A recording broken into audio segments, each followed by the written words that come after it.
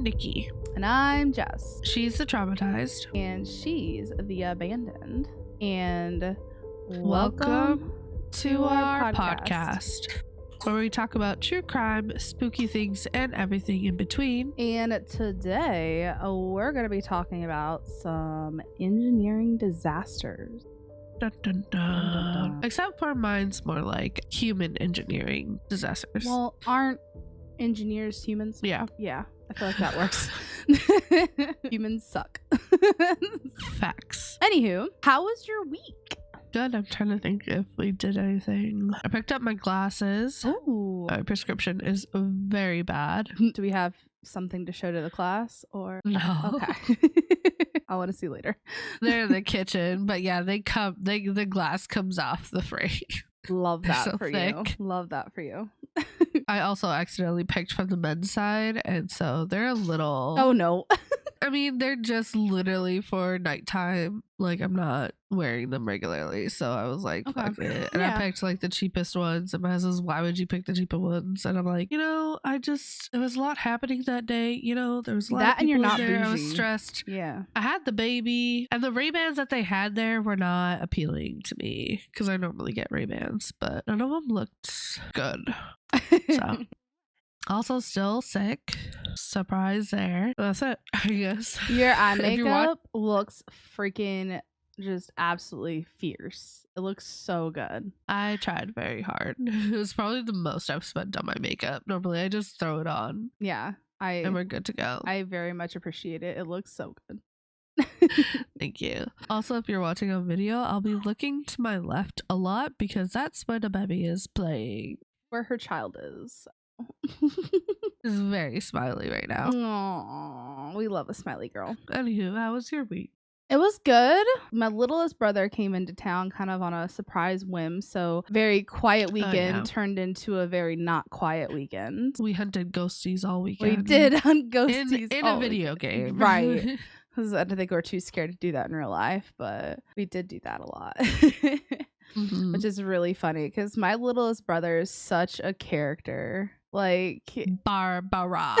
like he's such a character. He's so funny. And it's funny because like back in the day when we first met, I was listed in someone's phone as like free content because I just say shit like off the wall and like I can be funny sometimes. I feel like my brothers are so much funnier than me. My brothers just like sporadically say shit and they just like don't care. And I'm like there is one TikTok, I didn't even realize how gold it was until he pointed it out. But my middle brother, flag it. I was like, we just gotta assert dominance. We were playing Apex. I was like, we gotta be aggressive here. And he was like, pee on it. And like, but how he said, he slid right in front of me as I said it. And he was like, pee on it. I'm like, what did you say? He was like, what? Just say it. He's like, pee on it. Like, oh my god. Like it's just funny. Like they're just funny. So I'm definitely glad to be home. I get to spend so much more time with them. And like I said, it was really cool because my littlest brother, as charismatic and carefree as he is, he's going through it right now. It was really awesome to be able to be here for him. And he was like, can I just come stay with you the weekend? And I was like, hell yeah, come on. Like it just meant so much to me. So yeah. Really that's it. I mean, I edited again. That was fun. Yeah. I gotta do that. Yeah, you do. Is that it? I think so. Are we back on the life cycle where not a lot's going on? Let's hope so. Okay, ready for the fun fact of the day? Fun fact of the day. Fun fact of the day. Did you know that there are parts of Africa in all 4 hemispheres? I didn't know that. No, I didn't know that either. And the website I got this from was like, usually people were focused on the Western world, but the continent itself is huge. It spans all 4 hemispheres and covers almost 12 million square miles. That's a lot. It's huge. You think about it, like it has so many countries in it, but like the continent itself is like massive. It's like one of those things where I don't think people realize how big something is until they're that. Like I know a lot of people from like the UK are so shocked when they come to the United States where we're like, you could literally drive across our country and it would take you days. Yeah. It would take you days. And then on there, they're like, what? So today I am not doing a bridge. I almost did. That because I did. I know. So today I'm going to be talking about the Quintinshill rail disaster. May 22nd, 1915 would be one of the most disastrous days in Scotland history. Outside the Quintinshill signal box near Gretna Green, Scotland, a multi-train rail crash claimed the lives of more than 200 people. Jesus. Okay.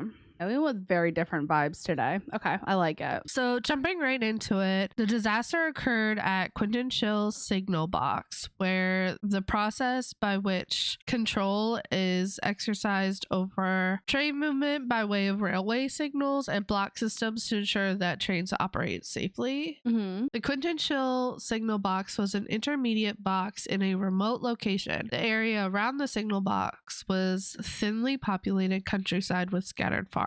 The nearest settlement was Gretna, 1.5 miles to the south of the box. It had the ability to control 2 passing loops, one on each side of the double-track main line of the Caledonian Railway. So in that second picture, you can see the 2 main ones. Okay. And then the 2 offsides ones are like for passing. Okay. So they'll stick a train there if a train needs to pass another train. Okay, that makes sense. Responsibility for Quintinshill signal box rested with the station master in Gretna railway station, who on the day of the accident was Alexander Thorburn. The box was staffed by 1 signal man on a shift system. In the mornings, a night shift signaler would be relieved by the early shift signaler at 6 a.m. So turnover was usually 6 a.m. Okay. On the day of the disaster, George Meakin was the night signaler, while James Tinsley was to work the early day shift. Okay. At the time of the incident, normal northbound traffic included 2 overnight sleeping cars expresses going from London to Glasgow, which roughly departed around 5:50 or was to depart at 5:50. Well, the first one was to depart at 5:50. And the London to Edinburgh express train was to depart at 6:05. They were followed by an all stations local passenger services from Carlisle to Bettock. Okay. Which advertised departure of 6:10, but normally departed around 6:17. Okay. So that's the local train. Yeah. Yep. And for those people who might not understand, the expresses only stop at you could have 20 stops along the train. Expresses usually only stop at 5 of them, or sometimes not even that. Sometimes, I mean, these ones sound like they're going from here to here, no stops. And then the other one would stop at every single stop. So if you're commuting to somewhere, you want to get on the express one. If the sleepers ran late, the local train could not wait for them. So they don't wait to start. Basically, it would fuck everything up, start a chain of events that would just mess everything up. Yep. Therefore, in the event of one or both of the sleepers running late, the stopping train would depart at its advertised time of 6:10 and then be shunted at one of the intermediate stations or signal boxes to be allowed the sleepers to overtake it. Right. Okay. One of the locations where that could take place was Quintinshill, where there were passing loops for both the up and down lines, like I explained. If the down northbound loop was occupied, as it was on the morning of the accident, then the northbound local train would be shunted via a trailing crossover to the up southbound main line. Okay. So, do you understand what that means? Yes. So obviously, if one line is clogged up, they would obviously shunt them over to the next line so they could pass them. Yeah. So basically, instead of going to the left in the passing lane, they go up back into the other main lane and wait for the trains to pass and then go back into their lane. Okay. Yeah. Although this is not the preferred method of operation, it was allowed by the rules and was not considered a dangerous maneuver, provided the proper precautions were taken. In the 6 months before the accident, the 6:17 a.m. local train had been shunted at Quintinshill 21 times, and on 4 of those occasions, it had been shunted up into the up line. Okay. Like it was that day. Okay. So, on the morning of May 22nd, both the northbound night expresses were running late, and the northbound local train was required to be shunted at Quintinshill. However, the down passing loop was occupied by the 4:50 a.m. goods train from Carlisle. So 2 southbound trains were also due to pass through the section, a special freight train of empty coal wagons and a special troop train. With the down loop occupied, night shift signalman Meakin decided to shunt the local passenger train into the up main line. At this point, the southbound empty coal train was standing at the up home signal to the north of Quintinshill, and accordingly, it was still occupying a section from Kirkpatrick. So, from my understanding, there's Quintinshill section and then there's Kirkpatrick's section north, I think. Okay. Basically, the coal train was waiting to come into the Quintinshill section, having still a little bit of section in Kirkpatrick. Okay. This meant the signalman had not telegraphed Kirkpatrick that the train out of section signal for the empty coal train, which in turn meant that he could not send the blocking back signal to advise Kirkpatrick signalman that the local train was standing on the up main line. Are we following me? So I think you lost me just a second. So why were they not able to send the message back? They just hadn't gotten to that line yet. Okay. So he had just sent the local train up and down into the up line. Okay. Waiting to move the coal train into the passing line. Okay. So he hasn't basically at this point, he hasn't moved the coal train yet. Okay. Once the local train had crossed into the up main line, then Meakin allowed the empty coal wagon train to proceed into the up loop. So now he's in the passing lane. Okay. Arriving late aboard the local train, the early day shift signalman Tinsley reached the signal box shortly after 6:30 a.m. Oh, okay. At 6:34 a.m., one of the signalmen, it is never established which, gave the train out of section bell to Kirkpatrick for the coal train. So now that they've moved the coal train out, they say all clear. After being relieved by Tinsley, the night duty signalman Meakin remained in the signal box reading the newspaper, which, I mean, understandable sometimes when you get off shift and you just want to have decompress. A chit-chat, Yeah. And I think Tinsley is the one that brought the newspaper, so he wanted to read the paper before giving it back to the person on duty. Yeah. Both guards from the freight trains had also entered the signal box, so the 2 trains that were just sitting on the loops also came to the signal box, and war news in the newspaper was discussed, like just a typical morning. Oh, what's happening in the paper, you know what I mean? Shortly afterwards, because the local train had stood on the main line for over 3 minutes in conformance with Rule 55, which we'll discuss later, its driver sent fireman George Hutcherson to the box, although he left at 6:46 a.m. having failed to fully perform the required duties, which we'll discuss later, so don't ask. At 6:38 a.m., the first of the northbound expresses from Carlisle passed Quintinshill safely. At 6:42 a.m., Kirkpatrick offered the southbound troop train to Quintinshill. Signalman Tinsley immediately accepted the troop train, and 4 minutes later, he was offered and accepted the second northbound express from Greta Junction. At 6:47 a.m., Tinsley received the train entering section signal from Kirkpatrick for the troop train and offered it forward to Greta Junction. Having forgotten about the local passenger that train was just sitting there aboard which he had arrived that morning. Oh my gosh, so he just completely forgot about it? Which was occupying the up line. Right. Well, you're running out of lines, my dude. Like, that's, I'm like, wait, hold on. The troop special was immediately accepted by Greta Junction, so Tinsley pulled off his up home signal to allow the troop train to run forward. The troop train collided head on with a stationary local train on the up line at 6:49 a.m. Just over a minute later, the second northbound express train ran into the wreckage, having passed the Quintinshill down distance signal before it could be returned to danger. The blue train, this bottom train here, is the goods train. The little orange one is the local train. Purple is the express train. Gray is the coal train. And green is the troop train. This is the pink square box. That's the signal place. That's where they're sitting. And you can see the layout more clearly, how they have the loops and stuff. So the local train comes in, goes out. The first express train passes. Then the coal train is moved up, and boom, boom. And it will just repeat. You want to rewatch it.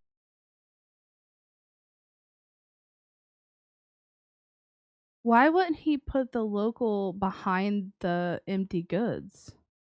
Or in front of the empty goods, you know what I mean? There might not have been room. I feel like that would have made so much more sense instead of putting it literally in front of But it also it has to be able to keep schedule. The local train has to keep schedule. Well, yeah, they just forgot about it. Yeah. Okay. All right. That's crazy. That is freaking wild. No. Oh my gosh. What is a troop train? It's carrying troops.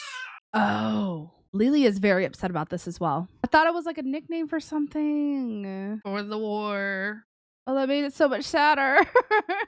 Yeah, so the wreckage also included the goods train in the down loop and the trucks of the empty coal train in the up loop. Lord. At 6:53 a.m., Tinsley said the obstruction danger bell signaled to both Gretna and Kirkpatrick, stopping all traffic and alerting others to the disaster. Gracious. Many men on the troop train were killed as a result of the two collisions, but the disaster was made much worse by a subsequent fire. With the coal train? No, the coal train was empty. Oh, that's good. There's that. But due to wartime and a shortage of carriages, the railway company brought back into service obsolete Great Central Railway stock. So like these train cars had been taken out of service for scrap. Oh. And they brought them back.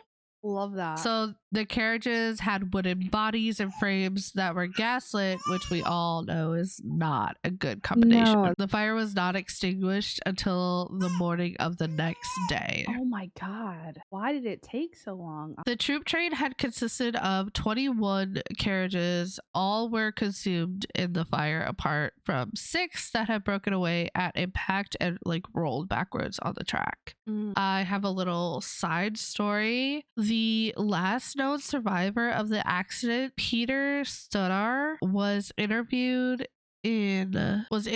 by Michael Simpkins in around 1985. Simpkins wrote in The Guardian in 2001. I asked him about a story I had heard of an officer who went about the scene shooting men trapped in the burning wreckage. And the survivor said, "That was true. I saw that. He was a Scottish gentleman, eventually a millionaire, but he had to." There was suspicion of a chuckle in his voice as he added, "And there were 1 or 2 other survivors who made themselves scarce. They took their opportunity, basically, to run from the army." Oh, well. Or whatever they were. Studdard died on July 4th, 1988, following a stroke. Obviously, the overwhelming majority of fatalities were among the men of the Royal Scots. The precise number was not established as the roll list of the regiment was destroyed in the fire. Wow. Lieutenant Colonel Druitt's official report gives an estimated total of 215 deaths and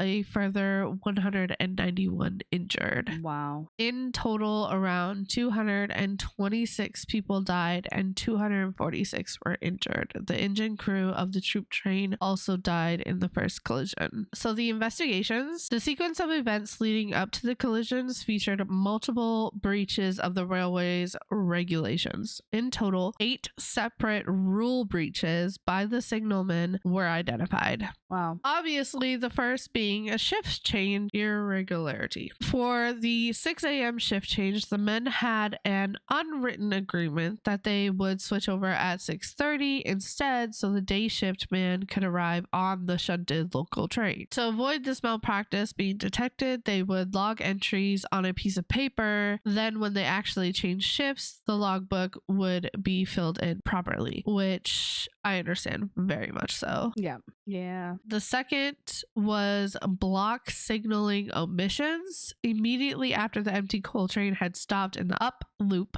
two crucial failures in the block signaling procedure occurred. As soon as the train out of section bell had been telegraphed, the blocking back bell should have also been sent, which would have caused the Kirkpatrick signalman to wait until he got the obstruction removed bell before he'd offer another train. Right. Secondly, the signalman at Quintinshill should have placed a signal lever collar over the relevant signal lever, which would have served as a physical reminder not to clear his signals for the up line. This was not done. Both men admitted in the coroner's inquest that they did not regularly use the lever collars. Which, why would you have something and not use it? Right. Laziness. Complacency.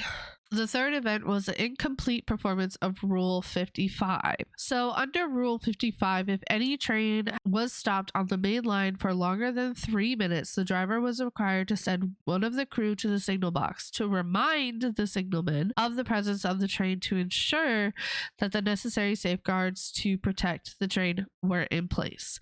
The crewman was required to sign the train register to confirm that he had visited the signal box and carried out these actions. However, since the local train had been stopped longer than 3 minutes, its fireman, George Hutchison, was dispatched to the box. Contrary to the rule, Hutchison merely signed the train register using a pen that Tinsley, who was intent on filling out the missing entries in the train register, handed over his shoulder without looking up. Hutchison then returned to the engine without reminding the signaler of his train's position or checking that the signalman had placed the lever collar on the signal lever. Good lord. Another rule breached was unauthorized persons in the signal box. Like I said, various railway men were required to visit the signal box as part of their duties, but it is expressly forbidden for such visitors to stay any longer than necessary due to potential distraction of the signalman. However, signal boxes were relatively comfortable places to spend time, so there was a temptation for visitors to linger. That morning, the guard of the down goods train was leaving the box, having been there for about 10 minutes, while the guard of the up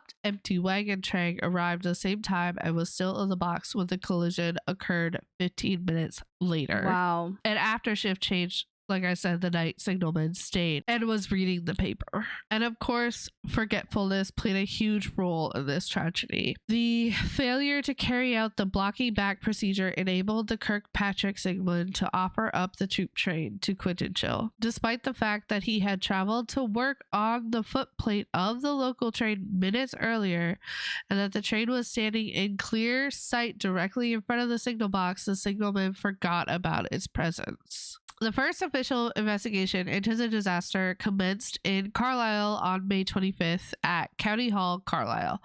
It was conducted by Lieutenant Colonel Edward Druitt, RE of the Railway Inspectorate, on behalf of the Board of Trade. Druitt had already spent some time at the accident site and spent the day in Carlisle interviewing witnesses, including both Meakin and Tinsley, the two men working that day. Both men were honest about their failures to abide by the rules, and their generally lax behavior. Druitt presented his report to the Board of Trade on June 17th, 1915, and laid the blame squarely on the two men. Druitt was also critical of Hutchison for his failure to comply properly with Rule 55, which understandable. He also concluded that had the Quintinshill been equipped with tracket circuiting, then the accident would have been avoided, as the electrical interlocking of the signals would have prevented Tinsley from pulling the relevant signal levers. I mean, that's true. Like, if they had some sort of auto locking, then it would have been like, nope, there's already somebody there. Yeah, I think in what I read, this particular section, I mean, they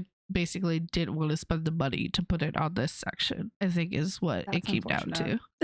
So next was the coroner inquest in England. The legal position was complicated because although the accident occurred in Scotland, some of the injured subsequently died in England, where the law was different. Basically, in Scotland, if anyone was found culpable, they could be arrested and charged with culpable homicide, whereas in England, if a coroner's jury found the death was due to neglect, then the charges of manslaughter could be pursued. Ooh. So it sounded like Scotland was a little bit more harsher with their rules than England was. Okay. So the inquest opened on May 25th and was immediately adjourned until June 23rd to allow Druitt to finish his investigation. Then once they came back to it, after 2 days of hearing evidence, among others, Tinsley, Beacon, and Hutchison, Strong summed up the evidence to the 19-man jury. He highlighted that if Beacon and Tinsley had obeyed the rules on any of A, blocking back lever collars or correctly keeping train register, they could not have forgotten the stationary train. The jury retired and an hour later came back with the verdict that the 27 people who were the subject of the inquest had died due to the gross negligence of Tinsley, Beacon, and Hutchison. The coroner therefore committed all three to the next sitting of Cumberland Assize on a charge of manslaughter. Basically charged them all with manslaughter. Yep. The three had become the first men ever to be indicted for the same crime in 2 UK countries. The trial started on September 24th, 1915. Tinsley, Beacon, and Hutchison all pleaded not guilty to the charges of culpable homicide and breach of duty against them. The trial lasted a day and a half. The jury retired to consider the verdicts and returned only, can you guess? 5 minutes. 8 minutes later. Damn. Finding Hutchison not guilty as directed, but Tinsley and Beacon guilty as charged. Okay. Which kind of makes sense. Like, Hutchison didn't have the biggest role to play here, I don't think. Right. But Tinsley was sentenced to 3 years penal servitude and Beacon was sentenced to 18 months imprisonment. After they were released from prison, both men went back to working on the railway, though in different jobs. Interesting. So, yeah. Then we have in 2015 BBC re-examination. So in a BBC television documentary, Britain's deadliest rail disaster, Quintinshill, first aired on May 20th, 2015. The disaster was re-examined from a modern perspective. It argued that both signalmen had been made scapegoats for the crashes and found fault with both the railway company and the government who ran the railway in wartime. Interesting. It criticized the railway company's attitude to its own rules, which the documentary alleged it must have known were not routinely followed to the letter, arguing that the tardy practices of turning up late for a shift change would have, at the very least, been known to their immediate managers. Wow. It also claimed that the use of safety cars was not universal on the railway and expected it was impractical. So basically somebody came up with a safety measure and everybody was like, yeah, no, we're not going to do that. Wow. It also found fault with the railway company's desire to run a peacetime service to maintain profits, even though the network was experiencing extra wartime traffic. So it was a lot more busier than they had planned. Yeah. Citing the pressure this would have put on signal staff to maintain the service, it also argued that the local train would not have been on the main line if the passing loops had not been being used as storage sidings to store extra trains. So they were also using the side things as storage instead of what they were intended used for. It also criticized the railway company and the government for using the older wooden stock of the troop train, arguing that it was already known it was unsafe and in the process of withdrawal. Of literally getting scrapped. They were literally scrapped and they brought them back into service. Wow, that's true. So there are a couple memorials, as well as the memorial in Rosenbank Cemetery. There is a plaque at Larbert Railway Station from where the soldiers originally departed. 2 memorials have been erected by the Western Front Association. The first in 1995, half a mile to the south of the scene of the accident. The second is at Blacksyke Bridge, west of the scene. It was unveiled in September 2010. A memorial to the unknown children was erected at the Western Necropolis in Glasgow in 2011. Okay. This story kind of proves that you could have like a perfectly engineered design for and efficient process and have all the safety regulations and rules in place. But if they are not used properly, nor are they regulated, could have dire consequences. This is a tragedy that should have never happened. It could have been 1,000% prevented. 100%, yeah. That's I think to this day, the biggest railway disaster in UK history. Wow. I've never heard of it. That's crazy, but wow. I feel like there was so many like, nope, you shouldn't have done that. Nope, you shouldn't have done that. Like, and it's all just like a bunch of little things, but they all added up to it's a scary big disaster. too, because you think about it, they probably did those things. Like, they probably like messed around every single day. It just took one day for everything to line up just right or wrong, I guess. And yeah, yikes. Are you ready for mine? So ready. Okay. Have you heard of the Tacoma Narrows Bridge? Heard of it. Don't know what happened. Okay. It's crazy. It's wild. Okay. The Tacoma Narrows Bridge is a pair of twin suspension bridge that span the Tacoma Narrows Strait of Puget Sound in Pierce County, Washington. Now, the bridges connect the city of Tacoma with the Kitsap Peninsula and carry State Route 16, known as the primary State Highway 14 until 1964, over the strait. Now, the original Tacoma Narrows Bridge opened on July 1st, 1940. Okay. Sleek and slender, it was the third longest suspension bridge in the world at the time, covering 5,959 feet. The original bridge received a nickname. Oh no. Galloping Gertie, due to the vertical movement of the deck observed by construction workers during windy conditions. So what, it's like a wave? While engineers and engineering professor F.B. Farquharson was hired to seek ways to stop the odd movements, months of experiments were unsuccessful. So that's when you stop. Right? That's what you would think. Or close the bridge or do something new. You'd think they do that, but they didn't. That's where you stop and reevaluate your decisions. The bridge is literally galloping.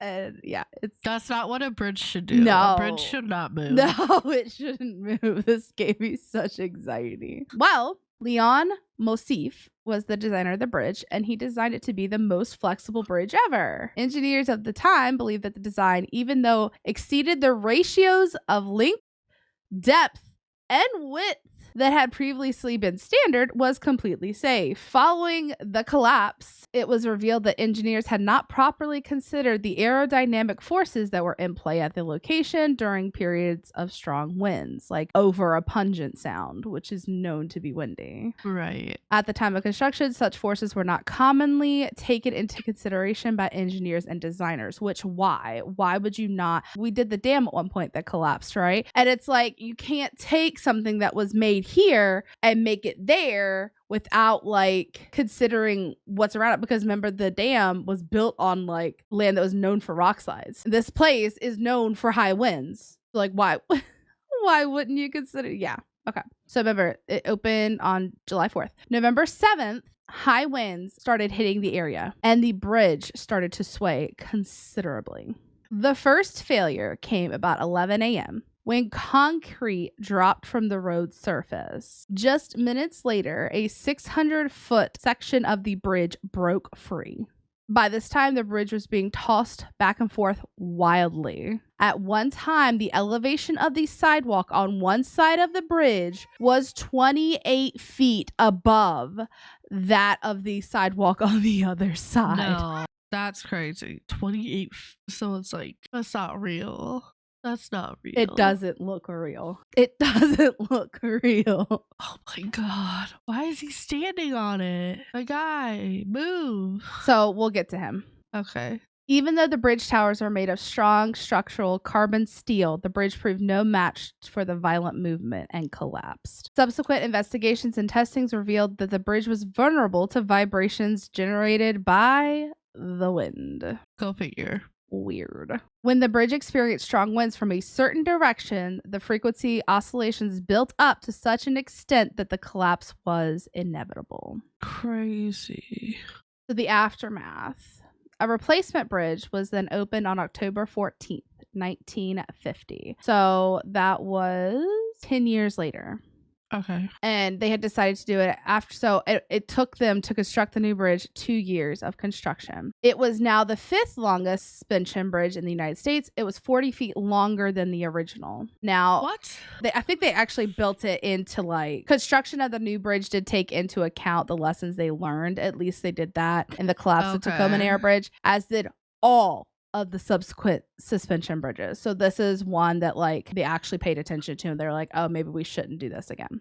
Okay. After the infamous fall of the original bridge, Professor Farquharson was commissioned again to test the new designs for the bridge at the University of Washington, which was the home of these model bridges. So the dude who originally designed the first one was commissioned again to test it. Okay. Tests ensured the new design would have different outcome than the first, and construction began on April 12th, 1948, following the completion of financing and insurance plan. That was April 12th, right? So April 13th, 1949, so a year and a day later, a major earthquake struck the construction site. Oh, Lord. But the only damage was to a cable that fell into the water and was recovered. Okay. A fire 2 months later on the West Tower damaged equipment and tools, but I think nature is trying to tell you something. Damage. I don't think they want a bridge right here. Nature's like, get your crap out of me. Like, I don't want you here. Right? I'm just like, how many signs have there been? Severe wind that caused the first one, an earthquake, and then a fire. Like, guys. Nature's trying to tell you something. Do we listen? Never. So the 502-foot towers were completed in July 1949, and the cables for the new bridge were finished on January 16th, 1950. Okay. So the current westbound bridge was designed and rebuilt with open trusses, stiffening struts, and openings in the roadway to let the wind through. So they created the roadway to actually have holes to allow the wind to go through instead of pushing it. So the new bridge opened on October 14th, 1950. It was 5,979 feet, so 40 feet longer than the first bridge. The new bridge cost $18 million to construct. Is that going to fix the problem, making it longer? I think it gave it more stability? Maybe? So a local residents nicknamed the new bridge Sturdy Gurdy, as the oscillations that plagued the previous design had been eliminated.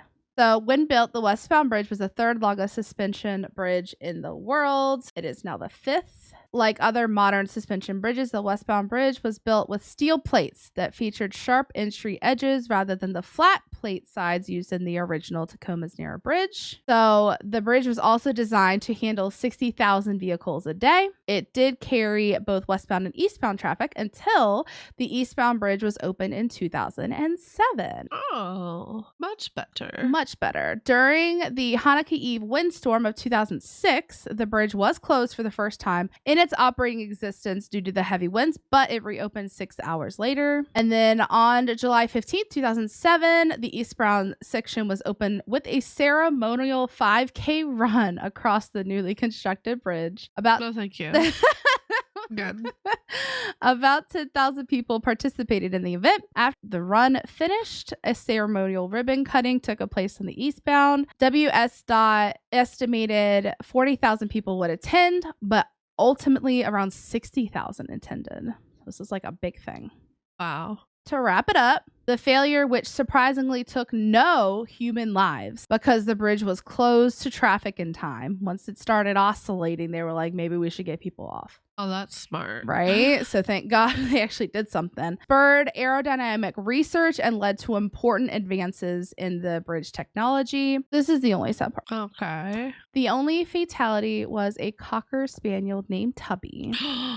Who perished after he was abandoned in a car on the bridge by his owner, Leonard Coatsworth. You just straight up sold him out. Well, just said his name. Well, yeah, no, absolutely. So Professor Farquharson, an engineer from the University of Washington who had been involved in the bridge design, tried to rescue Tubby. So he tried to go and rescue. So that's the man you see on the bridge right there. Yeah. That's Professor Farquharson, who ran to try to rescue the dog. But Tubby was terrified, so he actually bit the professor when he attempted to remove him. So they did try to go. And so the collapse of the bridge was actually recorded on a Kodachrome 16mm film by Barney Elliott and Harby Monroe, owners of the camera shop in Tacoma. And that shows Farquhar leaving the bridge after trying to rescue Tubby and making observations in the middle of the bridge. The film was subsequently sold to Paramount Studios, who duplicated the footage for newsreels in black and white and distributed the film worldwide to movie theaters. You want to see that film? Yes, of course. Because I have it. Tacoma Bridge, Washington, opened only a few months ago, was built at a cost of over $6 million. But misfortune overtakes the great structure. These are some of the most amazing pictures ever recorded by a newsreel. The actual collapse of the world's third largest suspension You're bridge. joking. You're joking. We can do that?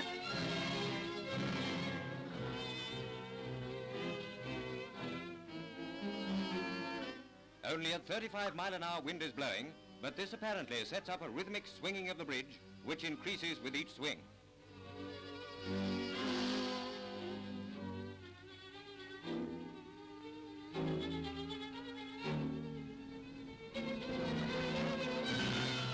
That's insane. Finally, the swinging road and the suspension cables give way and plunge. Fortunately, the only casualties were a car stalled on the bridge and a dog.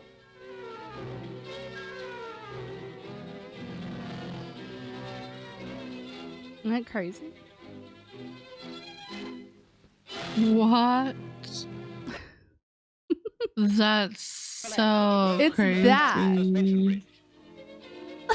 That is so Doesn't even look real. insane. It doesn't look real. That's not real. Like, my brain cannot compute this. That wind can do Only at that. 35-mile-an-hour It wind is the blowing, people, like, but casually walking. But, yeah. Like, Alright. hello, do you not see what's happening behind you? Or like maybe they saw, I don't know. I would not be casually walking though. Due to this, the plate girder was abandoned in suspension bridge design. Today, the remains of the bridge are still at the bottom of the Pungent Sound, where they form one of the largest man-made reefs in the world. Oh, The spot was placed on National Register of Historic Places in order to protect it against salvagers. And that was my very brief story about the Tacoma Narrows Bridge. I mean, like, it's very cut and dry because Yeah. one, there were no casualties.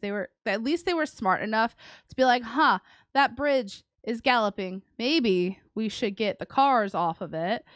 And they did. The only car that was left was the one that had stalled. And of course, that one had the puppy in it. right. The owner just abandoned it. I do like how the professor was like, I'll save the dog. And like, because he was the one that designed the original bridge, he actually went out there to try to figure out, he was like studying why it was doing it.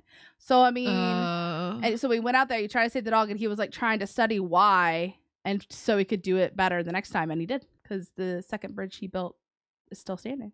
So I would have tried harder to get the dog because, like, he had a pipe in one hand. So, really, how hard did he try to grab this dog? well, I feel like at that point you're like, this bridge is gonna collapse. So I'm is just my gonna life worth the dog's smoke my life? pipe and casually walk away. Like Sherlock Holmes, like pop it on his pipe, trying to rescue the dog. Oh, goodness gracious. Yeah, but yeah, so that's the story of the Tacoma's Narrow Bridge. It wasn't like a crazy, but I mean, it's crazy to watch, and I think that's kind of what I was going for. Like, it wasn't dramatic. There wasn't like a lot of stupidity. The only really stupidity was they tried to do the same bridge type where there was wind. I guess So they did it successfully, though. they learned it. They learned from their mistakes, which props to them, and they did it, close the bridge so that there were no casualties. There was no fatalities. So yeah, it was just, to me, it was watching it. It was watching it. Like, my brain cannot compute Like, that. Yeah, when you say galloping, I was like, there's no way. And then you show the video, it's like, oh, that's crazy. That 25 feet above the other, like, sidewalk too. Like, that's crazy. Like, and again, my brain's like, no, that doesn't make sense. But then you watch the video and you're never. like, oh my God, that makes sense. Fail that's it for this episode. Hope you guys enjoyed it. If you do enjoy the podcast, please don't forget to follow us. Every follower, every share, every little thing you guys can do. We appreciate you. Comments, leave a comment. Let us know you're watching. Let us know you are enjoying us being back. Yeah. If you're watching on YouTube, hi. Make sure you like and subscribe. You can hit the little like alert thing now that we're back. You can actually get notified when our video is live. They should be going live on the weekends, but you know, we have lives and we're busy. Yeah. So if you hit that little alert thingy, you'll get notified every time it goes live. So you should do that too. Facts. You can also find us on Twitter, Instagram, and TikTok with our username at TTA podcast, and in the bio of all of our social media it's our link tree, which has our email. If you have any ideas, topics, suggestions, criticisms, be nice, but let us know. Hit us up. We were able to talk about pre-podcast. We were talking about criticism, and I'm like, I love criticism as long as it's constructive, because I am always willing to learn and do something better. It's something that I had to mature into, because in my early 20s I hated it. I was not open to it. But now as I'm like ripe in my 30s, I'm like, you know what? No, there's always room for improvement. Let me know. But don't be mean. Don't be mean. Yeah. Somebody commented on one of our videos was like, don't quit your day job. And I'm like, we haven't. we're both. This is something we do for fun. Yeah. This is not our job, but thanks. Yeah. Thanks for letting us Yeah, know. right. Like, appreciate your feedback. I don't know. Anyway. It's an engagement, so thank you for engaging with our post. Exactly. I'm pretty did I say, I don't even think I responded. I might have. I'd be like, I thanks don't think we responded. Okay. Anyway. Thanks for listening again, guys. Next week, we're going to be covering some true crime, and we're doing it a little different. It's going to be a special episode. I'm so excited. Going to be just doing something pretty relevant, pretty like today's news. So I'm really pumped about it.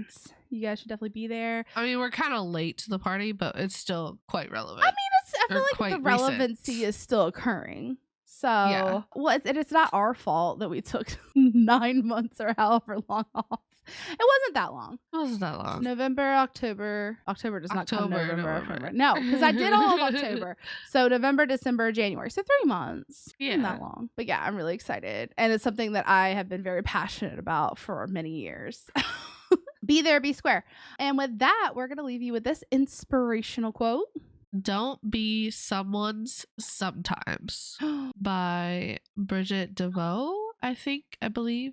Ooh. Yeah. Right? Did that hit? You are so much better than sometimes. You deserve to be someone's all the time. Yes, exactly. Every time. Everything. Don't settle for being sometimes. I love that. Yes. Love that. All right. Well, thanks for listening, guys. Until next time. Bye.